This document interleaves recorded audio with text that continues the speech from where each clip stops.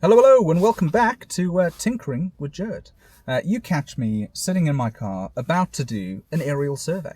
I thought to myself, what's going to be interesting? And one of those things is, well, to showcase the day in the life of a surveyor, a traveling surveyor. I've been, one of the reasons I haven't posted recently, which is I've moved jobs, moved across the country, and so much of the work I'm doing these days is, well, it takes me to all corners of the UK. And it's been difficult to figure out what's going to be interesting content for people to watch. And I think one of those things is going to be, just take you along with me.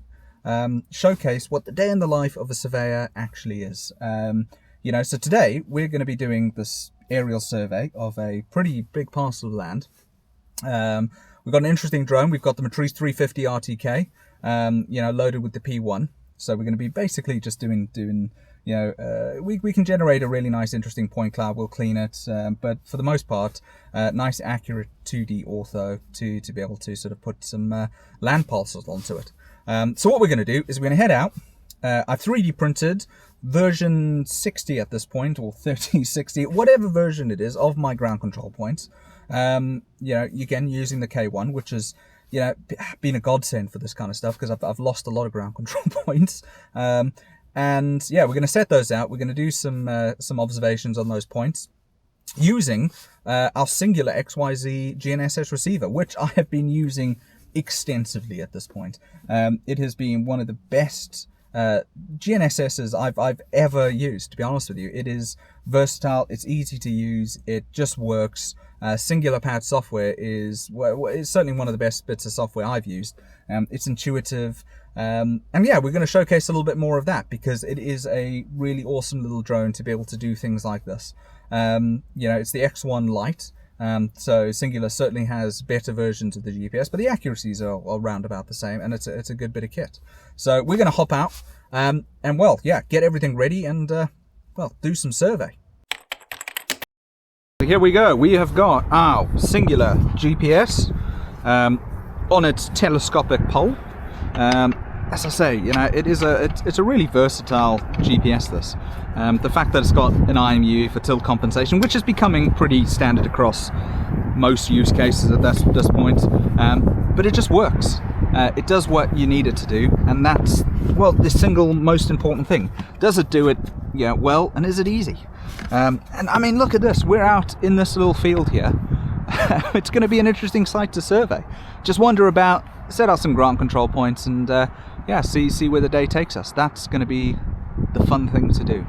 First and foremost, before we get the bad boy Matrice out here, we're going to go around and we're going to set up some of these ground control points. These are, again, I think pretty awesome. They're quite small, but with the ground sampling distance you're going to get from the P1 camera, you'll still be able to see it. And importantly, a nice revision from last time is using a real nail and a black cap that sort of sits in it, so that when you pop that in there we go, sits in the ground, and at least from a pixel perspective, when you're going in and tagging your ground control points, you're going to see the red and you're going to see a black couple of pixels, probably like 2 or 3 pixels of black, where your center's going to be. So you don't need to have ridiculously large ground control points. And I've tested accuracy from very large meter by meter ones to half a meter ones to these tiny little ones which are 25 centimeters by 25. They work well.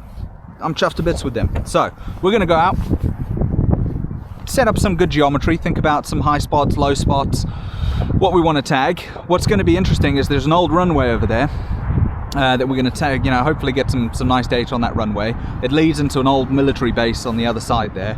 But as some interesting terrain to be able to survey, get the drone up, and any excuse to get the drone up is, well, it's a good day in my opinion. People have asked at this point, how do you get into being a surveyor? And it works differently than other parts of the world, certainly in America, where you need to be licensed and go through the whole rigmarole. In the UK, it's different.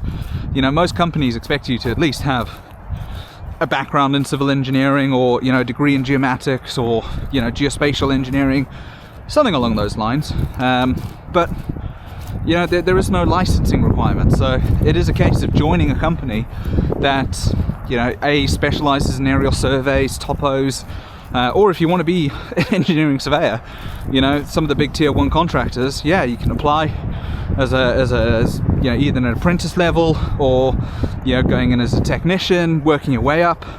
And most people do it that way. Yeah, they've got, for the most part, a background in survey.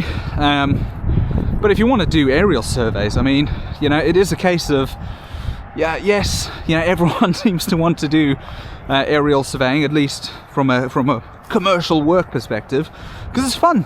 You know, when you get to be out in a site like this, open air, just, you know, you by yourself, plottering along, you know, thinking about the geometry and when you're going to fly, and, you know, the angles you're going to cover and what you're going to do, and just flying a drone, to be honest, in a nice clear blue sky. Shadows are never great, but, you know, the reality is it's a nice day to be out flying a drone. Can't ask for much better than this. So yeah, it's going to be a good day.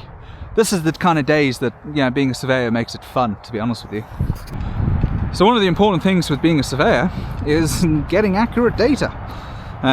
When you're doing drone surveys like this, you know, the handiest bit of kit you're going to have is your trusty GNSS. In this case, we're going to be surveying the middle point of our target here. Well, we'll set up the bipod. Okay, I need revision like 100 at this point, just to make sure I've got the most accurate measurements possible. Okay, but get that level.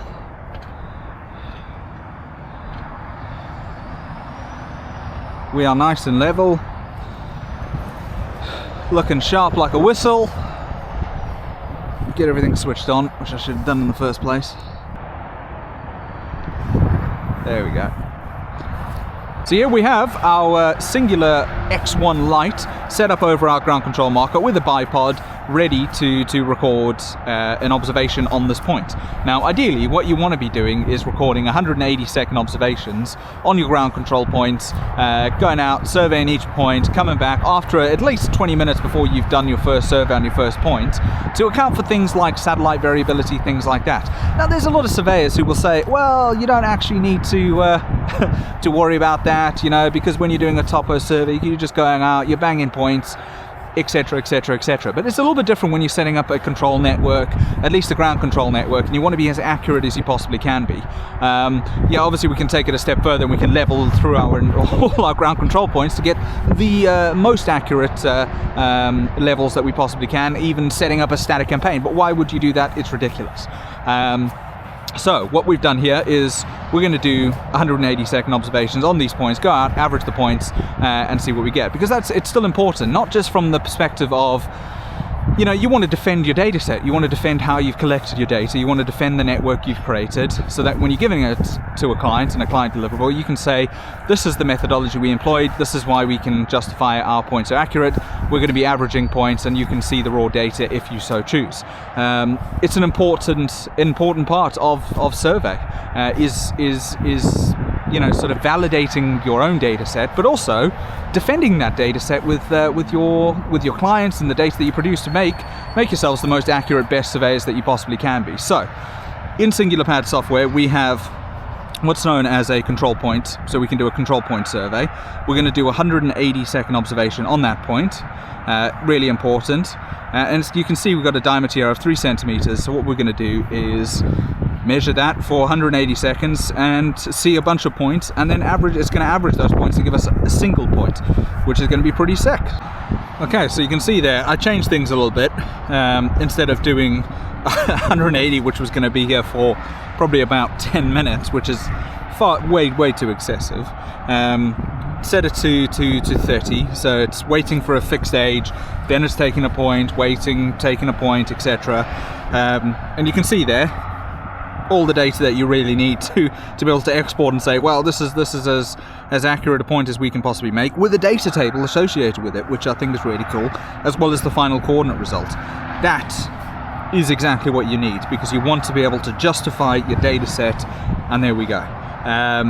You know, so the fact that it's got some qualified points and points that are over the limits, which you can see there, that fall just outside of that range, and instead of, you know, going, oh well, you know, we're going to include all of this, it's including only the most accurate points, the points that make the most sense from a law of averages. There we go. So we're going to keep that point. Perfect. And so off we go again now, off to our next ground control point. The life of a surveyor. Say, I love doing this sort of stuff.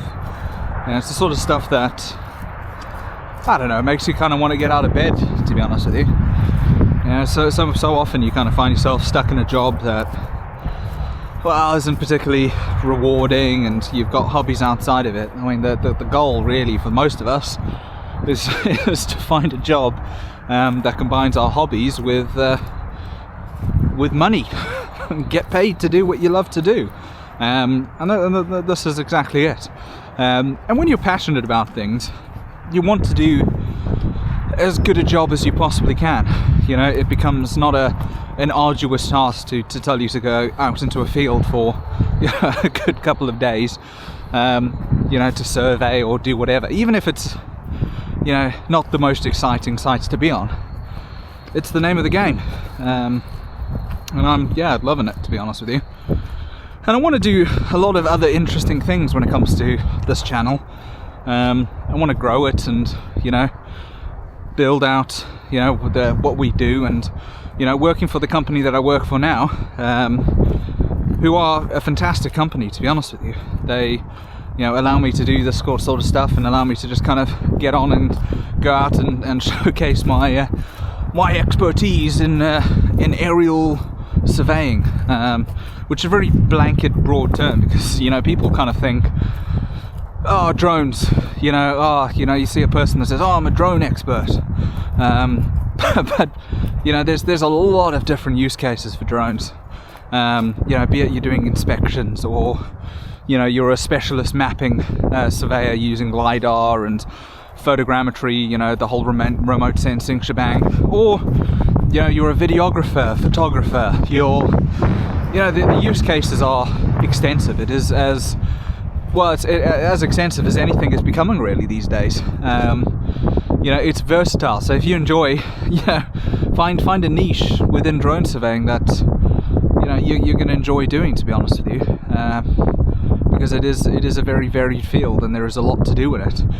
In my case, I like to profess that I know what I'm doing when it comes to photogrammetry and remote sensing, and, you know, all that. But I'm still learning. You know, it's still, yeah, every day new things come out and new processes evolve and the way you do things evolve, etc., etc. We will sort out that point. I need nails, I need proper survey nails that aren't as useless as that, but we'll make sure we get onto our right point. There we go, get it in the center. Yeah, there we go. Like a glove. But I will admit those nails are kind of useless. Okay, let's get ourselves level, because right now we're not using the IMU. We just want it to be as level as possible with the level bubble. Make sure our feet are nice and stable. Get back into this. So as I said, we're doing, you know, averaging 20 points, which equates to about, you know, almost 3 minutes of observation. Sometimes more, sometimes less, depending on, you know, what satellites connected to, what the AR fixed solution is, and the age of that solution. So yeah, we're gonna crack on with that. Call it GCP2. Oh, not HCP. I love the fact that this is based on Android. It makes such a big difference, because it is just a touchscreen that everyone knows how to use, and it is responsive. It is an app with an extra space. In fact, you know, I remember not so long ago people were clamoring at the bit to buy phones, smartphones that had this little extension that you can actually have buttons on, and it is a really cool and versatile little logger, to be honest with you. The Singular Pad software in general, and the kit, it's really well built. You know, metal housings, cast housings. It doesn't. Yeah, there's some bugs sometimes. You know, the Singular Pad software you know, kind of freezes. No, I mean, very rarely, to be honest with you. That's more, I think, a limitation of the phone, and they do actually have a new version of this logger out now, which I think has more RAM and a better CPU in it, etc. So I think that's more of a limitation of the hardware.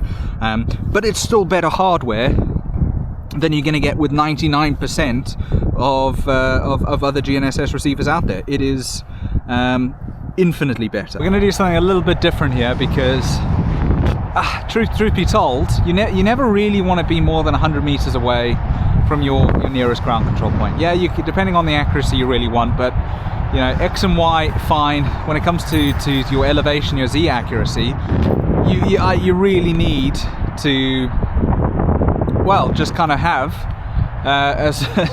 as close and compact and tight a network as you can possibly get. So what we're going to do here is I've got another template that I 3D printed, and this is good ground for it. We're going to put a marker down here, and then just use some line marking paint, spray paint a marker on the ground. Pretty good location for it. You know, you want to get one on this nice old concrete pad, this old tarmac. Well, the tarmac's been removed, so you know, just an old road. So yeah, that's the name of the game. Where am I going? We need to get in the boot, because what we've got underneath all of our drone equipment, GPS equipment, our little drone, still the best drone in the world, the Air 2S. Yeah, we've got a little template which probably needs some revision, but we'll spray paint that. We know where our center point is then, and we're going to use some red. Why not? So let's get our marker down, get it somewhere that's going to be nice and visible, clear. Get it somewhere in there. I was thinking of maybe even there, to be honest with you. It's probably actually, that's not probably a bad shout. Just a nice little marker right there.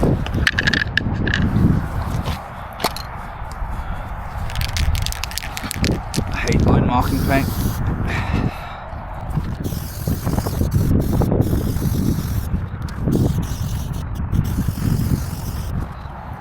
Get it nice and as red as possible. That moment of truth. Okay, it has not turned out as well as I would have hoped, but you'll be able to see it from the air. It's not going to be the most important point, because we're going to put another one on that little elevated spot over there, and then another one on the high ground over there. This is just kind of potentially a check mark, just so we know we're actually in the ballpark. Probably should have got rid of those and shouldn't have used those at all, but we'll be able to see it quite clearly.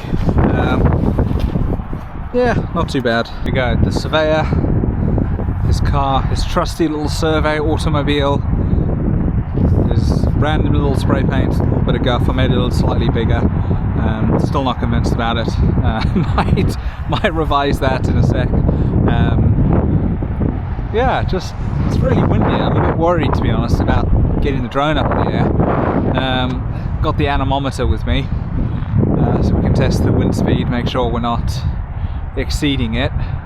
It should be alright. It's meant to calm down in a little bit, hopefully, because I don't want to have to abort flying. That would be pretty tragic, to be honest with you. Can always, yeah, there's potentially to come back tomorrow, but I don't want to do that. I want some of the sun to go. I want this cloud bank to come in. Yeah, you always want to do photogrammetry when there's a little bit of shadow, a little bit of overcast, especially in places like this where you don't want to have excessive shadow just obscuring things. You know, because in the final ortho, what you're going to see is all the extended shadows of all the trees. You know, you really just don't want that. You want to have a nice, clear, flat image. Which is, yeah, the name of the game here. This is about information. This is about defining these parcels of land, because there's multiple stakeholders here. So we want to be, you know, give a nice data set that is as high resolution, as nice as possible, because why not? You know, that's the fun. So yeah, we'll see how it goes. It doesn't really matter. I'm still having fun though, to be honest with you. nothing quirky has happened yet. Every now and then you'll get a random passerby who sort of goes, "What are you doing?" In fact, I was mistaken while I was with that, surveying a car park. For some poor old gentleman came up to me and said, "Oh, I've only been here, you know, for about an hour and a half," and I was like, "Oh, okay, that's nice. Do you enjoy your time in Sainsbury's?" And you know, he thought I was the parking warden. He thought I was this was some sort of device to measure how long cars had been parked for. One of the joys of being in the UK is parking is a nightmare. In fact, on that same job, I ended up getting a parking ticket, which was, yeah, not great. So I don't know what the point of that story was, to be honest with you, but you know, it's yeah, that's about as quirky as it gets, to be honest with you. Another interesting, we've got a bird of prey over there. You always want to be wary of birds of prey and the habitats you're in, and yeah, the last thing you want to do really is overly disturb wildlife while you're flying. You know, they're just peaceful, living their life, and here I come with a bloody great big drone to disturb them. You know, so if I can avoid that, then great. I don't really want to harm or injure any wildlife. So we're up on the ridge now. Yeah, could be an interesting spot. It's an interesting little site, this, to be honest with you. It's going to be some interesting terrain variation, including all this. It's going to make for something interesting. A little bit concerning is obviously all this dense vegetation here, which is very dense. It might be very well a case of when we get down to clean that sparse cloud that we pay extra attention to filtering out points that just aren't going to give us good geometry, to be honest with you, and start creating weird squiggles and all kinds of stuff. Got an airplane in the sky. Yeah, see how it goes. But I'm going to get another point over here and take it from there. Okay, we're going to get the last point spray painted up and take it from there. Then we'll start to get the drone out. And again, we've got some cloud cover coming over. Not a hell of a lot, but it should make a bit of a difference. I like the look of that spot. It'll be nice and clear, at least to be able to see. Get rid of some of that guff and just get it in the corner there. Yeah, instead of spray painting like big X's, you know, I always like to choose something that at least has some reference geometry to it. So, you know where you're looking. Manholes always good, at least rectangular manholes, things like that. Just to be able to see what you're doing, to be honest. Strange noises coming from in there.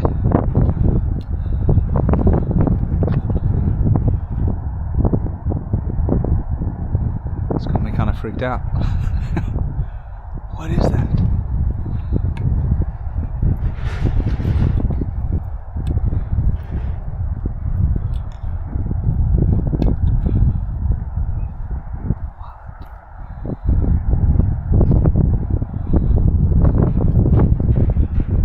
It's just the wind, to be honest. That again, like, it just feels like something out of Fallout, doesn't it? You're just like wandering through, just like, what on earth is going on here? If you think about the history of this area and like this entire place, to be honest with you, I've seen some things. Missile silo in the back there. Yeah, I mean, it's cool. Now, what a cool place to survey. I'm not going to get the drone over on that side, even though I'd like to. It's just, yeah, a little bit outside of my, well, what am I trying to say? I'm losing my words here. My flight boundary that I've set up. There we go. Yeah, just a little bit out of that. So we're not going to worry too much about that. We're just going to worry about everything else that's in front of us, because that is the important part. Alright, let's get that observed and we can get the drone in the air.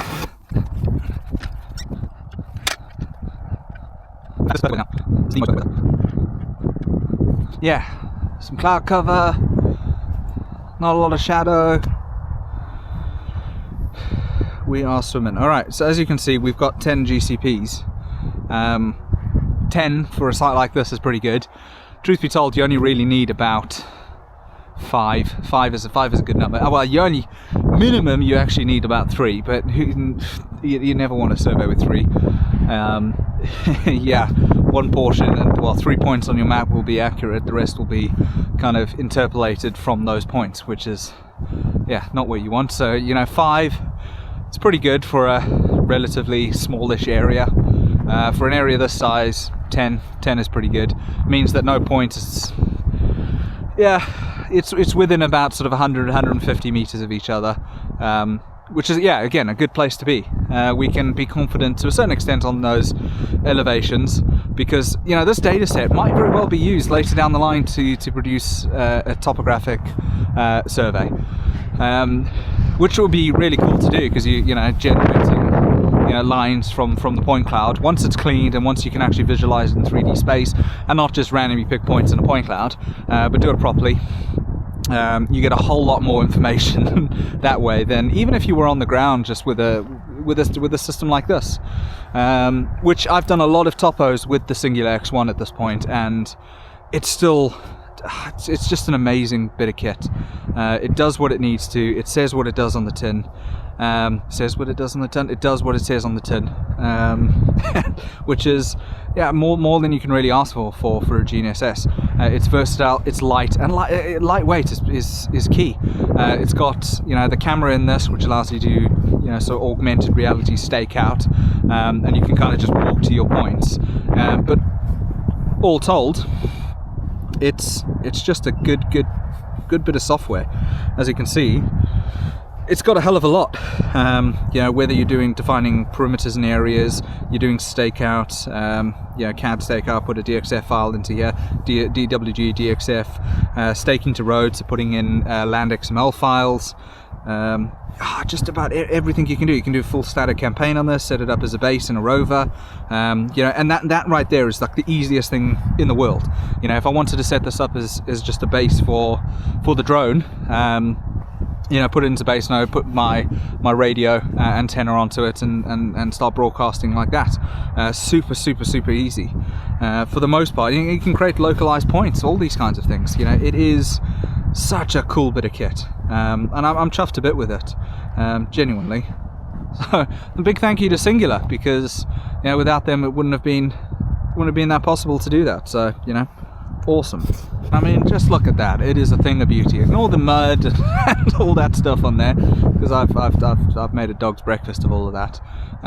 But it's really good, and this also has like a really unique feature where, even though it's a telescopic pole, you can do a pole calibration. So you're basically spinning around yourself and, you know, creating the exact center point relative to that point, so it is accurate. And I've tested it with a bunch of different poles, and it's a good pole and a good solution. You know, one of the biggest faffs is walking, you know, at least getting onto site and you've got a bloody great big pole, you know, that, you know, is either 1.8 meters or 2 meters, and you can make it a little bit smaller to about a meter, and that's about it. This, you know, really does go nicely compact, puts into a little sling, and off you go. And the same goes for the actual box itself. You know, it is a surveyor's dream, this thing. Really happy. I'm saying a lot, but I'm not intending to. Yeah. All right, let's get the drone in the air. Let's do this. And there we have the Matrice 350 RTK. First and foremost, obviously we've got the drone, got the controller, the batteries, and then our P1 camera. First and foremost, we need to set up we've got a flight path set up in there. Just double checking to make sure we're capturing the data that we actually need. So yeah, we're gonna do that. Next thing, we'll use this as a landing area. Usually I've got a landing mat out, but right now this is, you know, a pretty good block to be able to use as my defined landing zone. Good clarity, good visualization from here down to there, to that corner there. Yeah, we're not going to be more than 500 meters away from ourselves, which is good. So yeah, we're going to be able to get this hopefully in a single pass. That's the aim, at least. So let's do it. All right, so we've got the drone all set up and ready to go. Let's get this turned on and get her in the air. That's the name of the game, and hopefully we'll be swimming with the fishes. Hopefully everything's going to go smoothly. It's been a long day, it's been very intense, but hopefully we can get the last little bit of data that we really need. We might do some oblique shots at the end there, but for the most part we should be alright. Yeah, initialize your RTK, all this kind of stuff. Come on. It's one of the things that it just takes sometimes. When it comes to just getting the RTK fixed, it's just such a pain in the ass. It will work. You just need to make sure you're in the right place and everything's swimming and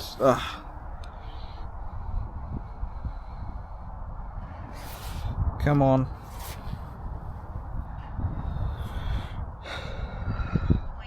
There we go.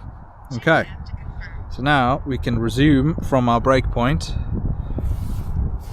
Make sure everything's good, 70 meters, happy days. Alright, there we go. Look at this beast take off. Off she goes. What we're going to do now is just capture a couple of little bit more angles. Certainly where things have been occluded, like down this footpath here. Just capturing both sides, 40 degrees. And we're just going to go steadily along and just capture the sides like that. It'll make for a more cohesive little model.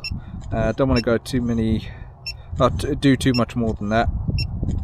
At least just get some effectively just calibrating shots so we can see the data set more clearly when we come to recreating the model itself. That would be that's the name of the game. Create something that's going to be well, useful, to be honest with you. You can see there the missile silos, which is kind of crazy, to be honest with you.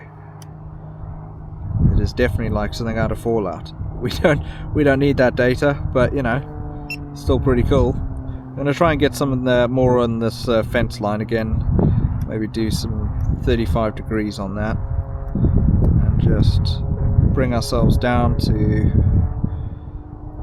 probably about 60 meters, and we'll just traipse along this fence line here and capture our data that we need. And I think that's job's a good one.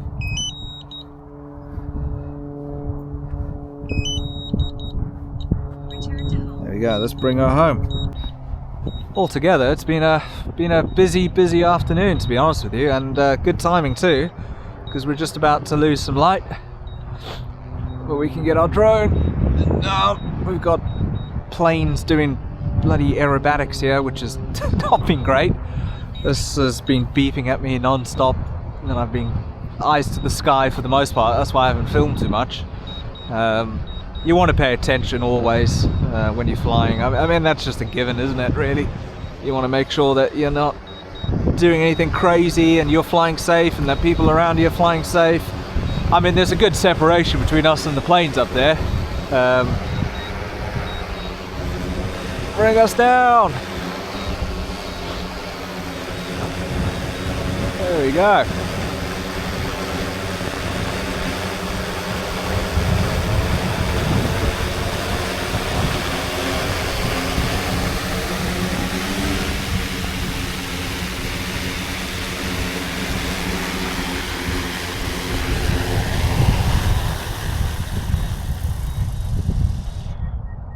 Perfect.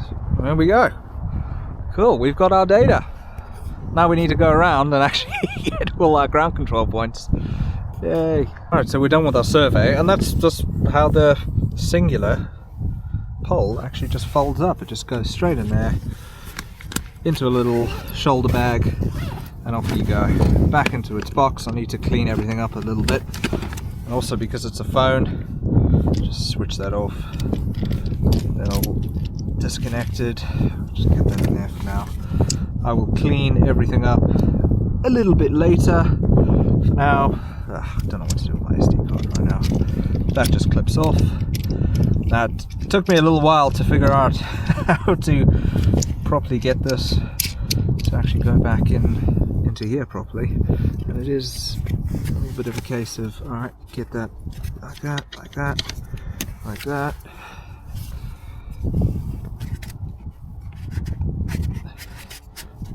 slots in there like that, and there we go, we are done. Get that in there, get our drone packed, and then we can well, get out of here. This weighs a ton. The batteries for the Matrice are truly astonishingly heavy, but again, they're batteries, so you kind of expect them to be a little bit heavy, don't you? Get that in there.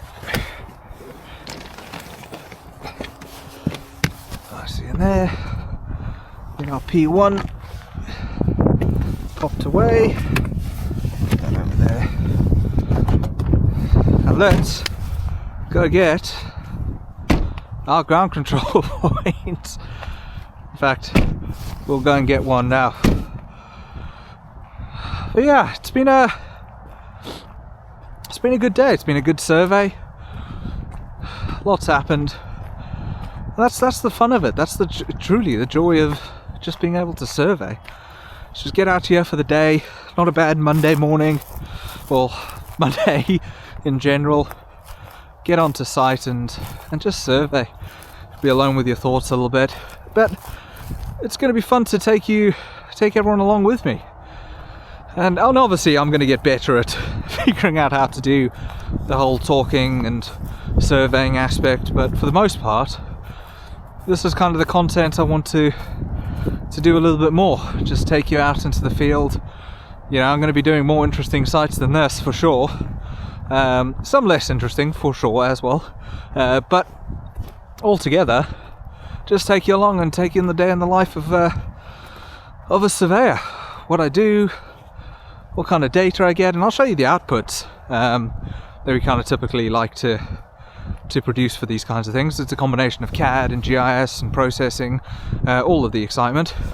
They held up. At least I can say that the marker's exactly where it's meant to be. There we go. So we get our first one, we'll drive around and get the rest of our markers. But this worked really well. If I could, you know, maybe I'll modify these nails a little bit, get one of those like center punches and just, you know, punch out a few of these nails, or just print a new cap that kind of fits on the end of it, and then, you know, off you go. The only thing I was thinking was, like, if I need to hammer these in, you know, you don't want to damage it, because I tried 3D printing the pegs and they were absolutely useless. You know, there's a lot to be said about 3D printing, but when you need to hammer things in the ground to make fixed points, whoop, that's a bit slippery, you want to be able to, well, have a nail, something along those lines. Oh, it is cold. I am tired, and I just kind of want to, well, I've got a long drive back ahead of me. That's the only downside. If you're not keen to travel, this probably isn't the best job for you. It's a lot of hotels, a lot of nights away, and a lot of long drives. But that's exactly why, you know, you will see the whole of the UK with me. I'm going to take you on a full journey from all the way in the south to all the way in the north, east and west. We're going to hit every corner of the UK. Yeah, that's the plan of attack. Alright, let's get the rest of the markers. So there we go, we've made it back into my spare bedroom, and it is a lot smaller than my old laboratory. And you catch me, yes, in my dressing gown, because this room is a lot cozier. And after a long day on site, the best thing is to come home, have a shower, get warm, get in your dressing gown, and process some data. And that is exactly what we're going to do. I've explored it in previous videos, but you know, there's two battles that unfold when you're surveying, and one is on site when you're capturing the data itself, because you never really know what conditions you're going to come up against, and the other one is when you actually processing the data. You know, cleaning, especially when it comes to drone data, especially when it comes to photogrammetry or LiDAR data sets. In this case, our photogrammetry data set, you want to be cleaning your sparse and your dense clouds. You want to make sure that your control points are good. You want to make sure that when you've got checkpoints in that, because, you know, photogrammetry, even if your processing report that you often get sort of says, hey, you're within 2 centimeters or whatever it is, that just refers to the bundle adjustment, just refers to, how well, the photos and the model adjusts within itself. Not necessarily the real world accuracy. So, that's where checkpoints and things like that come into play, where you can actually verify your data set and make sure that it's consistently accurate all the way across. And so that's what we're going to dive into now. It's going to take a while. The data from a P1 camera is beastly. They're 8K images. They are hardcore, and we have about 65 gigabytes worth of photos to process, and the point cloud is going to be enormous, but it's going to be fun. So we're going to do that, and we'll jump back in once we process the data. Okay, so we've processed the data now, and well, as you can see, we're in Enforce here, which is, we've gotten our model outside of Agisoft, and I thought first and foremost, because you've seen 2D orthos, you've seen all this excitement, is to look at what a clean point cloud actually looks like. I'm very impressed with certainly how well the curves came out. There is vegetation, things like that, little bits of brush that were on top of it, and photogrammetry, as you can see, does a horrendous job when it comes to penetrating through vegetation. That's where LiDAR comes into its own. But in this instance, it's done a remarkably good job. So when we down the line, need to go and potentially produce an aerial topo of the site, and we can start to pull lines across the point cloud and actually get into it, in a profile view and start drawing strings. It's going to be good. There's not a lot of noise. The points are consistent.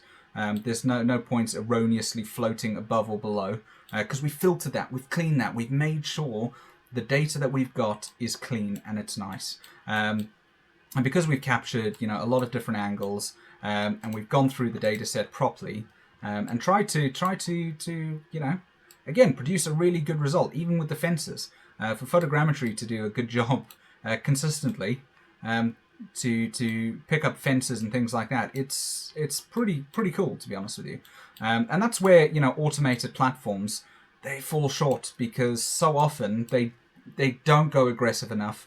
They're not really looking at the key metrics, be it the reconstruction uncertainty, the reprojection error, the projection accuracies, things like that. And the same goes for the confidence filtering when it actually comes to the dense cloud itself. Because these are really, really important steps to take. And yes, this is a very, very dense point cloud. Probably too dense, but I wanted to create something that was, well, robust. It is a good, verifiable, interesting data set that does what it says on the tin. And if we hop over into Agisoft itself, you can see that the resolution on this ortho is, it's astoundingly good. You can see our tiny little control boards here, which has done a pretty good job, to be honest with you. And when we look at our accuracies, yes, don't get me wrong, on a site this large with, not the most intensive of networks, 10 ground control points is probably not a lot, and I probably should have put, maybe even a little bit more, but we've still got, 3 centimeters, as well as, checkpoint accuracy of, about 4 centimeters, which meets the criteria for what we were aiming to do here. And I'm chuffed to bits with that. For the most part, what draws us down is the the Z accuracies. In X and Y, most of our points are within sort of 1-2 centimeters. The compounding error comes in when it comes to the elevation values, and those elevation values are what draws you down. So that's a limitation of photogrammetry to a large extent, where LiDAR shines, because it's not dealing with these issues, even though you still want to use ground control points. And some of the markers we did put down in our spray painted markers, they turned out well. You see, as I said, you can still see them. They're still there. So, altogether, relatively chuffed with how all of this has turned out. We've got a nice DEM here, which is, it's high resolution enough. It's cleaned enough. There's no weird floating points. Same goes for all of this. And, I'm not even going to attempt to open up the textured model right now, because quite honestly, I overdid it, and the folder that contains the textured data is 250 gigabytes large, and so that's not great. So we can avoid doing that and kind of refine the methodology a bit. But in Enforce, as I say, here we have just a really nice, and this is an Enforce Octree file. So it takes your point cloud and converts it into something that's manageable. And that's where Enforce excels, to be honest with you. I'm just chuffed to bits with it. Ignore these lines. I was playing around with the video tool that you can create fly-throughs and all kinds of stuff. But if we look down the road itself and we start looking at the consistency, yes, there is a few points that maybe I've missed, but we're talking about very few here. I mean, for the most part, this is an incredibly clear clear model. So I'm chuffed. The data came out as I hoped it would. So that's a bonus in my opinion, and I am certainly very happy. And so that's the day in the life of a surveyor. We have some more interesting sites coming up. One site in particular where we're going to be using the L2 LiDAR. I want to get my hands on the L3, but unfortunately it's not supported on the M350, which is not great, understandable. Different payload capacities, all those kinds of things. Would love to play around with it, but we're going to be using the L2 as well as the DJI base station, just to kind of play around with that and see what we can get. A lot of vegetation on the site, so we're going to be seeing how the L2 performs. In my experience, it performs pretty well for what would be considered, I suppose, like a mid-tier LiDAR sensor. It's still a fantastic sensor, to be honest with you, and it's going to produce some interesting data on an interesting site once again. And then on top of that, we've also got some very exciting topographic sites, topographic surveys that we're going to be conducting in parking lots. Which is going to showcase a little bit more of what the X1 can do, because the X1 really does excel when it comes to just churning out topo data. With the IMU, it's lightweight. You're in a car park and you're just banging out points, and it works really well. The codeless configuration works well. Once you get that data into Enforce, and it kind of automatically plots your points, where you can later refine it in something like CAD, Civil 3D. That's the name of the game. So as a surveyor, you're kind of always looking to your next site, what's coming on the horizon, where to next, what kind of data you're going to get. But for the most part, it's never a dull day. And so, I'm off tomorrow to fly in a flight restriction zone. So, that should be interesting too. All right, I'll see you all in the next one.